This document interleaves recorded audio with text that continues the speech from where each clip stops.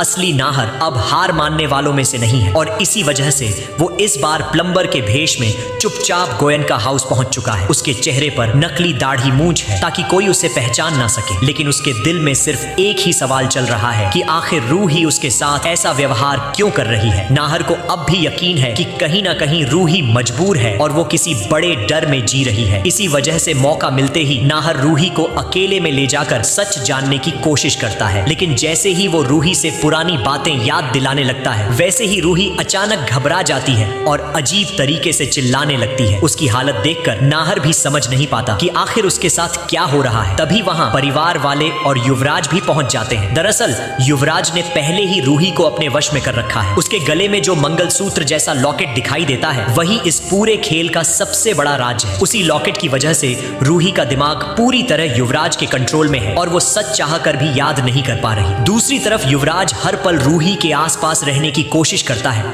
ताकि कोई उस लॉकेट तक ना पहुंच सके। लेकिन कहानी का सबसे बड़ा ट्विस्ट अभी बाकी है, क्योंकि बहुत जल्द युवराज ऐसा कदम उठाने वाला है जिससे पूरा परिवार हिल जाएगा। अपने डर और पागलपन में युवराज अब रूहान को ही किडनैप कर लेता है ताकि नाहर और रूही हमेशा के लिए अलग हो जाए। लेकिन इसी दौरान नाहर को उस लॉकेट का सच पता चल जाता है। सही मौका देखकर वो रूही के गले से वो लॉकेट निकाल देता है और अगले ही पल रूही को सब कुछ याद आने लगता है। उसे समझ आ जाता है कि युवराज इतने दिनों से उसके साथ कितना बड़ा खेल खेल रहा था, लेकिन सच सामने आते ही कहानी और खतरनाक मोड़ ले लेती है। युवराज गुस्से में पूरी तरह पागल हो जाता है और नाहर के साथ उसकी जबरदस्त लड़ाई शुरू हो जाती है। इस झड़प के बीच सबसे ज्यादा चोट रूही को पहुंचती है और वो बुरी तरह घायल हो जाती है। अब देखने वाली बात ये होगी कि क्या नाहर रूही और बच्चों को युवराज से बचा पाएगा या फिर युवराज की दीवानगी सबकी जिंदगी बर्बाद कर देगी।